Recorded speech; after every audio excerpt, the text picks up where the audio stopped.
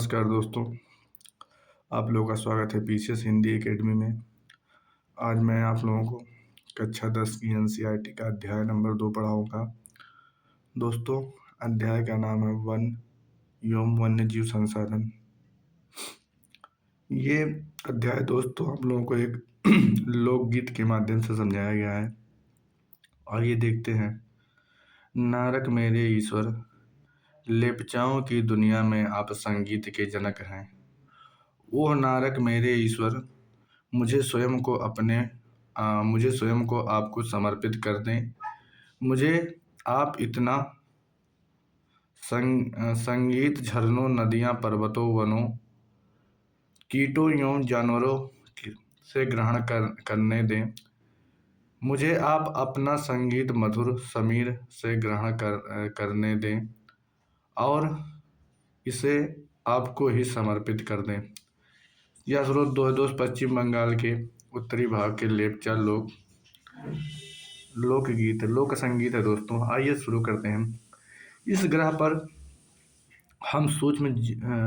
पर दोस्तों, जिस ग्रह पर हम लोग रहते हैं, पृथ्वी, सूक्ष्म जीवाणुओं और बैक्टीरिया जोंक से लेकर वट वृक्ष, हाथी और ब्लू व्हेल,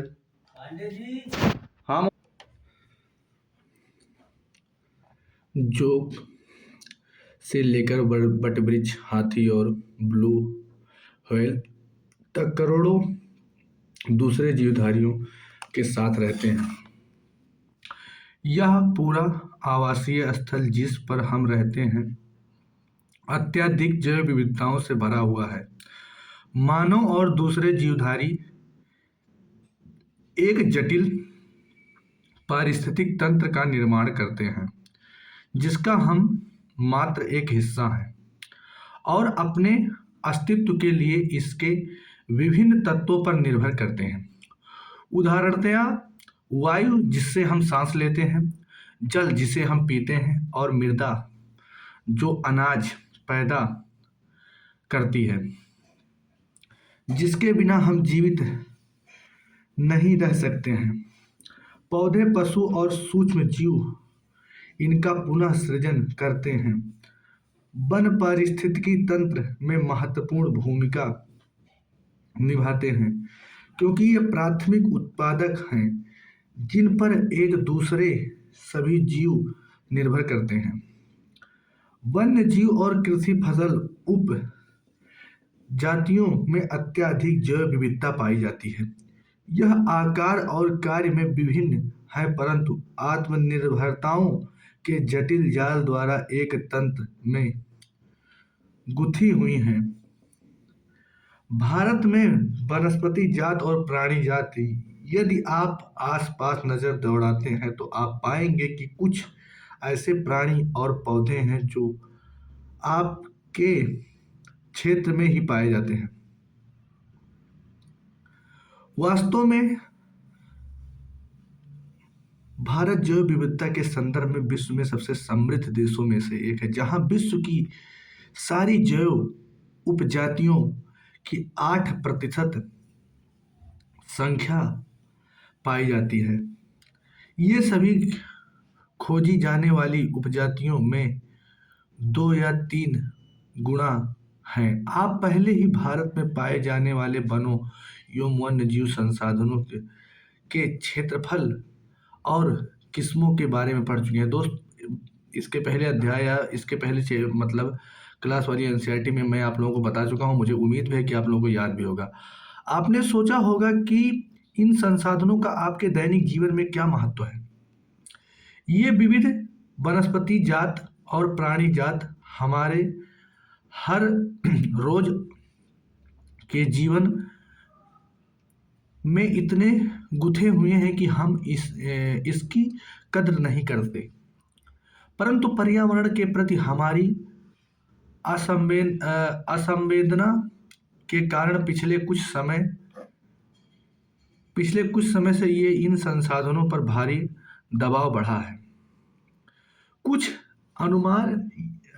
अनुमान यह कहते हैं कि भारत में 10% वनस्पति जात और 20% स्तनधारियों को लुप्त होने का खतरा है।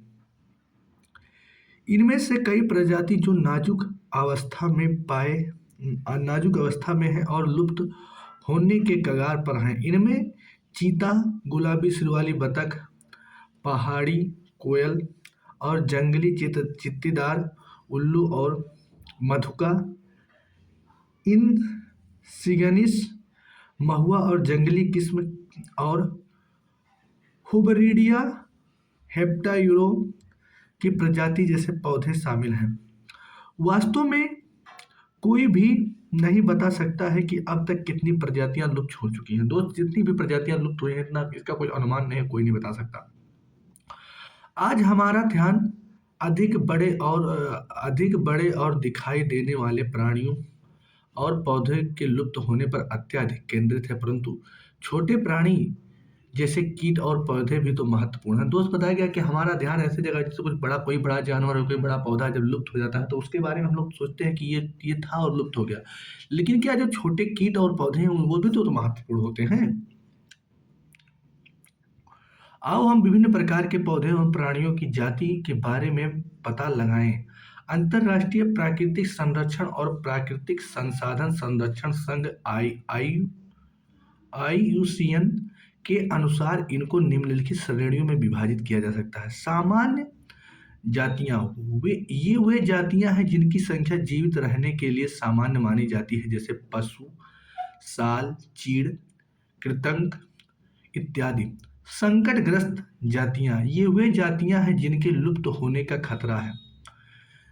जिन विषम परिस्थितियों के कारण इनकी संख्या कम हुई है, यदि वे जारी रहती हैं तो इन जातियों का जीवन कितना कठिन है। काला हिरण, मगरमच्छ, भारतीय जंगली गधा, गैंडा, शेर और पूंछ वाला बंदर, संगाई इत्यादि इस प्रकार की जातियों के उदाहरण हैं।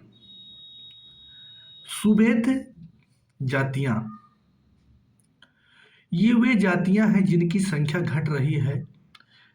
यदि इनकी संख्या पर विपरीत प्रभाव डालने वाली परिस्थितियां नहीं बदली जाती हैं और इनकी संख्या घटती रहती है तो यह संकटग्रस्त जातियों की श्रेणी में शामिल हो जाएंगी। नीली भेड़, एशियाई हाथी, गंगा नदी डॉल्फिन इत्यादि इस प्रकार की जातियों के उदाहरण हैं। दुर्लभ जातियां, इन जातियों की संख्या बहुत कम या सुभेद है और यदि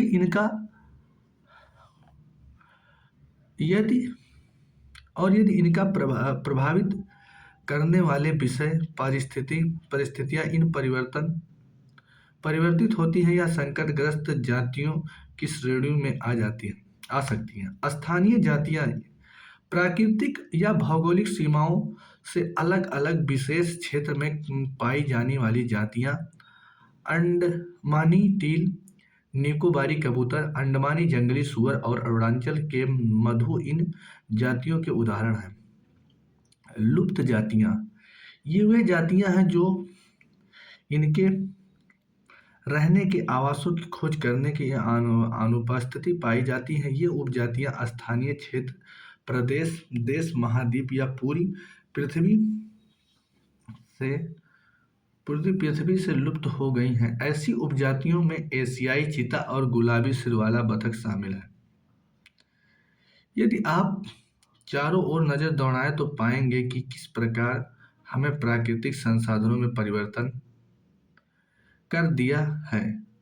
हमें लकड़ी, छाल, पत्ते, रबड़, दवाइयाँ, भोजन, ईंधन, चारा, खाद इत्यादि प्रत्यक्ष अवस्था, परोक्ष रूप से वनों और अन्य एवं वन्य जीव से प्राप्त होता है। इसीलिए हम ही हैं जिन्होंने वन और वन्य जीव को नुकसान पहुंचाया है। भारत में वनों को सबसे बड़ा नुकसान उपनिवेश काल में रेल लाइन, कृषि व्यवसाय एवं वाणिज्य, वानिकी और खनन क्रियाओं में वृद्धि से हुआ है। स्वतंत्रता प्राप्ति के बाद भी वन संसाधनों के सिकुड़ने से कृषि का फैलाव महत्वपूर्ण कारकों में से एक रहा है। भारत में वन सर्वेक्षण के अनुसार 1951 से 1980 के बीच लगभग 26,000 वर्ग की किलोमीटर वन क्षेत्र कृषि भूमि परिवर्तन किया गया है। दोस्त, बताया गया है कि 1951 से लेकर 1980 तक में 26,000 वर्ग किलोमीटर जो वन क्षेत्र थे उन्हें कृषि भूमि में परिवर्तन किया गया है। अधिकतर जनजातीय क्षेत्र विशेषकर पूर्वोत्तर और मध्य भारत में स्थानीय झूम की खेती अथवा स्लेव और वर्ण खेती के चलते वनों की कटाई या निम्नीकरण हुआ है। बढ़ती बड़ी विकास परियोजनाओं में भी वनों को बहुत नुकसान पहुंचाया है। 1952 से नदी घाटी परियोजना के कारण 5,000 वर्ग किलोमीटर से अधिक वन क्षेत्रों को साफ करना पड़ा है। इस प्रक्रिया अभी भी जारी है और से मध्य प्रदेश से 4 लाख हेक्टेयर से अधिक वन क्षेत्र नर्मदा सागर परियोजना को पूर्ण हो जाने से जलमग्न हो जाएगा। वनों की बर्बादी में खनन की महत्वपूर्ण भूमिका निभाई है। दोस्त, बताया गया कि जो वनों की बर्बादी हुई है उसमें खनन की बहुत महत्वपूर्ण भूमिका रही है। पश्चिम बंगाल में बक्सा टाइगर रिजर्व डोलोमाइट के खनन के कारण गंभीर खतरे में है। इन इसने कई प्रजातियों के प्राकृतिक आवासों को नुकसान पहुंचाया है और कई प्रजातियों जिसमें भारतीय हाथी भी शामिल हैं, वे आवागमन मार्ग को बाधित किया है। बहुत से बहुत से वन अधिकारी और पर्यावरणविद यह मानते हैं कि वन संसाधनों की बर्बादी में पशु चारण और ईंधन के लिए लकड़ी कटाई मुख्य भूमिका निभाते हैं। यदि आप कुछ सच्चाई सॉरी यद्यपि इनमें कुछ सच्चाई हो सकती है, परंतु चारे और ईंधन हेतु लकड़ी की आवश्यकता पूर्ति मुख्यतः पेड़ों की टहनियाँ काट काट कर की जाती हैं, न कि पूरे पेड़ काटकर। वन पारिस्थितिकी तंत्र देश के मूल्यवान वन पदार्थों, खनिजों और अन्य संसाधनों के संचालन कोष है। तेजी से विकसित होती औद्योगिक शहरी अवस्था की मांग की पूर्ति के लिए बहुत महत्वपूर्ण है। ये आरक्षित क्षेत्र अलग अलग लोगों के लिए अलग अलग मायने रखते हैं और विभिन्न वर्गों के बीच संघर्ष के लिए अनुकूल परिस्थितियां पैदा करते हैं।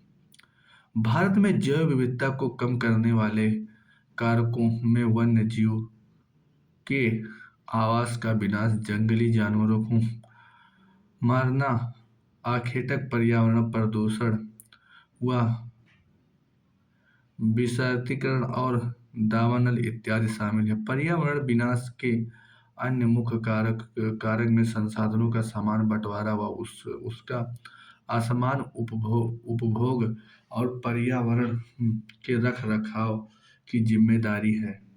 असमानता शामिल है। आमतौर पर विकासशील देशों में पर्यावरण विनाश का मुख्य दोषी अत्यधिक जनसंख्या को माना जाता है। यद्यपि एक अमेरिकी नागरिक का औसत संसाधन उपभोग एक एक सोमाली नागरिक के औसत उपभोग का 40 गुना ज्यादा है।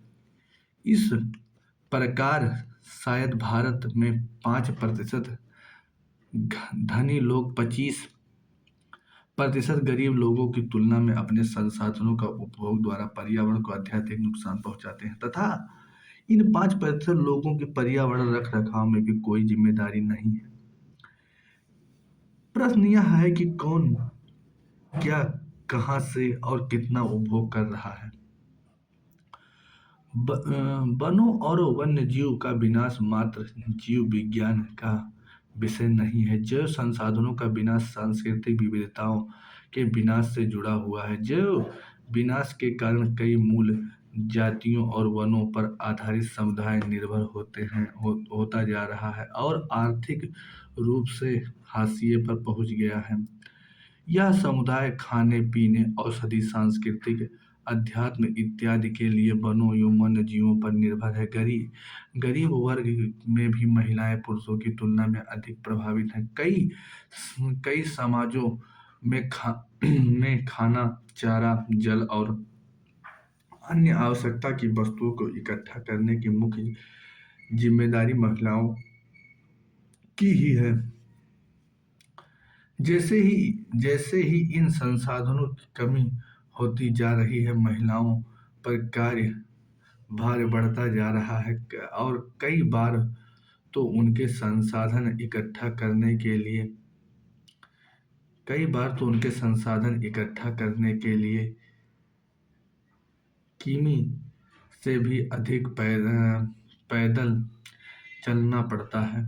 दोस्त, बताया गया कई बार जो होती हैं उन्हें महिलाएं होती हैं उन्हें संसाधन को इकट्ठा करने के लिए 10 किलोमीटर से अधिक पैदल चलना पड़ता है।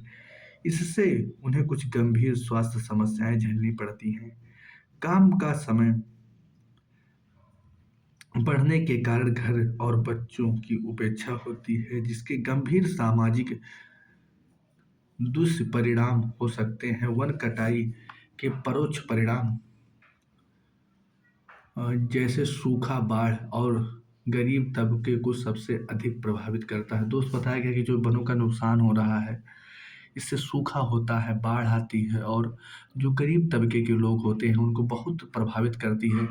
इस स्थिति में गरीब पर्यावरण निम्नीकरण पर सीधा सीधा गरीबी पर्यावरण निम्नीकरण पर सीधा परिणाम होता है। भारतीय उपमहाद्वीप में वन और वन्यजीव जीवन के लिए बहुत कल्याणकारी है। अतः यह आवश्यक है कि वन और वन्य जीव संरक्षण के लिए सही नीति अपनाई गई है। भारत में वन और वन्य जीव संरक्षण वन्य जीव में वनों में तेज गति से हो रहे ह्रास के कारण इन संरक्षण में बहुत आवश्यक हो गया है। परंतु हमें वनों और वन्य जीव का संरक्षण करना अधिक क्यों है? संरक्षण की पारिस्थितिकी विविधता बनी रहती है तथा हमारे जीवन साध्य संसाधन जल, वायु और मृदा बने रहते हैं। विभिन्न जातियों में बेहतर जनन के लिए वनस्पति और पशुओं में जीव विविधता को भी संरक्षित करती है। उदाहरण के तौर पर हम कृषि में भी पारंपरिक फसलों पर निर्भर हैं। जलीय जैव विविधता मोटे तौर पर मछली पालन बनाए रखने पर निर्भर है। 1960 से 1970 के दशकों के दौरान पर्यावरण संरक्षकों ने राष्ट्रीय वन्यजीव सुरक्षा कार्यक्रम की पुरजोर मांग की। भारतीय वन्यजीव रक्षण अधिनियम 1972 में लागू किया गया, जिसमें वन्यजीवों के आवास रक्षण के अनेक प्रावधान थे। सारे भारत में रक्षित जातियों की सूची भी प्रकाशित की गई। इस कार्यक्रम के तहत बची हुई संकटग्रस्त प्रजातियों के बचाव पर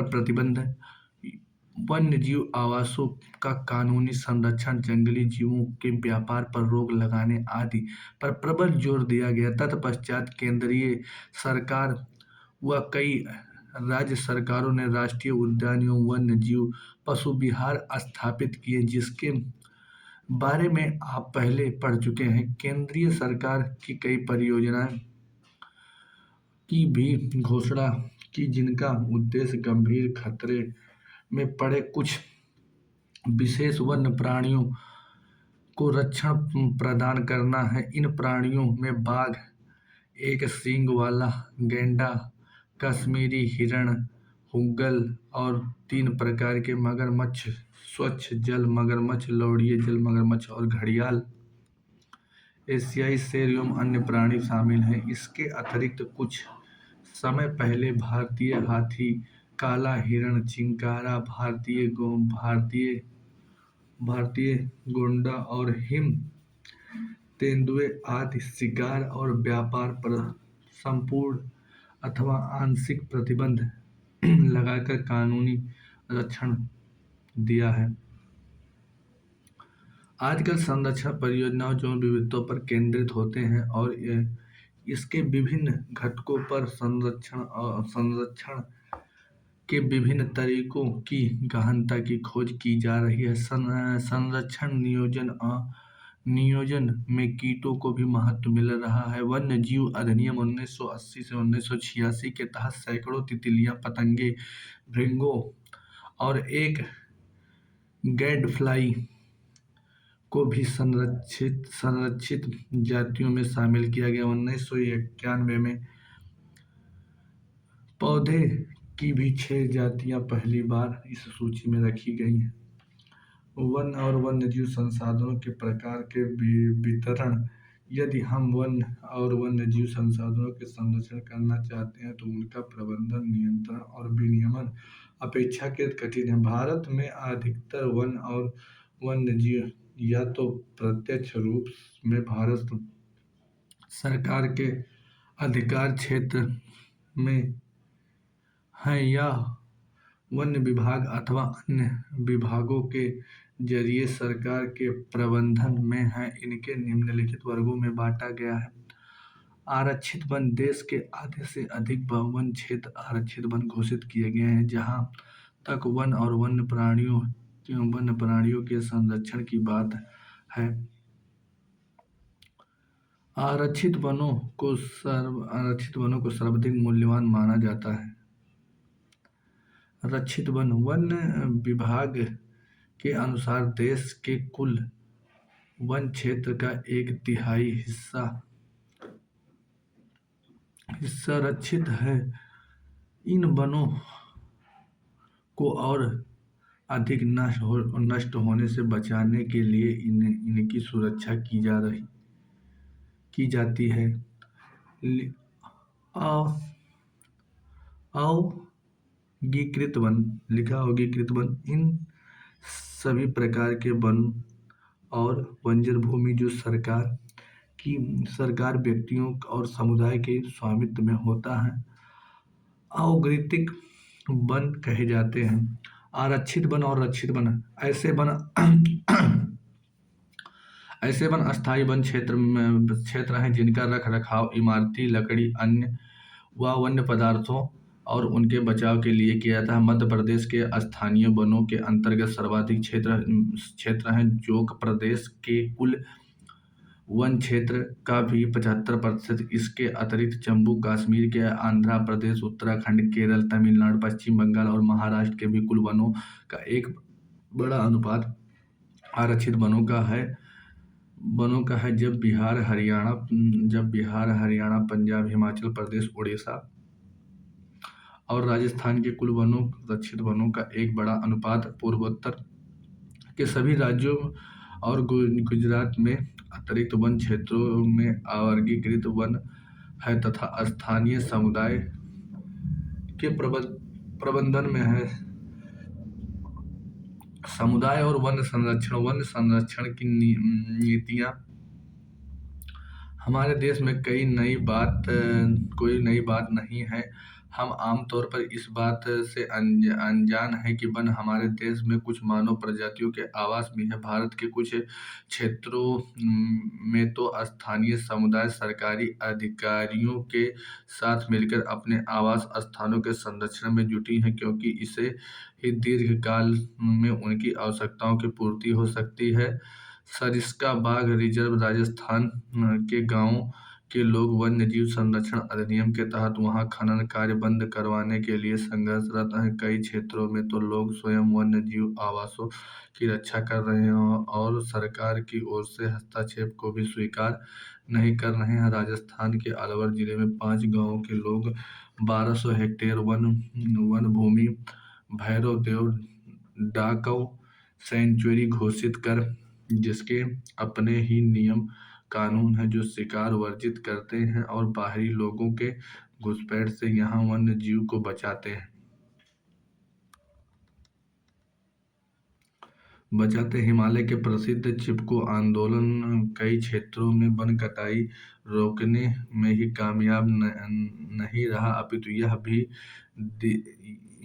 अपितु अपितु यह भी दिखाया कि स्थानीय पौधे जाति के प्रयोग करके समुदाय वनों के अभियान समुदाय समुदाय वनों के अभियान को सफल बनाया जा सकता है। पारंपरिक संरक्षण तरीकों का विकास अब व्यापक हो गया है। टिहरी में किसानों का बीज बचाओ आंदोलन और नवदाने दिखाया गया है। रासायनिक उर्वरकों के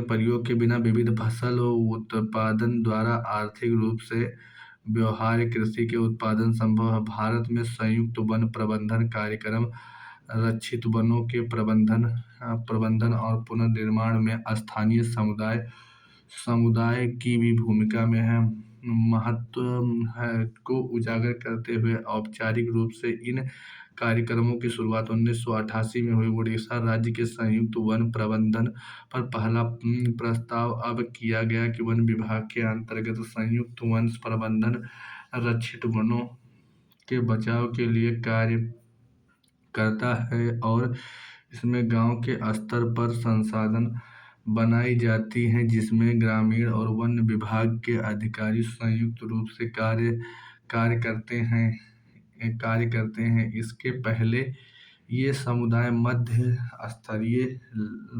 स्तरीय लाभ जैसे गैर इमारती वन उत्पादों के हकदारी होते हैं तथा फसल संरक्षण से प्राप्त इमारती लकड़ी का लाभ में भी भागीदार होते हैं। भारत के पर्यावरण विनाश के पुनर्निर्माण की क्रियाशीलताओं से सीख मिलती है कि स्थानीय समुदाय को हर जगह प्राकृतिक संसाधन प्रबंधन में शामिल करना चाहिए, परंतु स्थानीय समुदाय के फैलाव लाने की प्रक्रिया के मुख्य भूमिका में आने में भी अभी देर है। अतः वे विकास प्रक्रिया मान्य होनी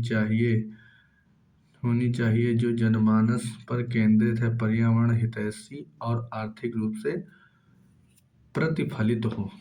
दोस्तों, मुझे उम्मीद है कि यह अध्याय आप लोगों को अच्छे से समझ में आया होगा। मित्रों, यदि अच्छे से समझ में आया है तो इसको आप लोग लाइक कीजिए, शेयर कीजिए और अपने उन दोस्तों के पास शेयर कीजिए जो भी एनसीईआरटी पढ़ना शुरू किए हैं। दोस्त, मिलते हैं नेक्स्ट क्लास में, तब तक के लिए नमस्कार, बाय बाय, टेक केयर।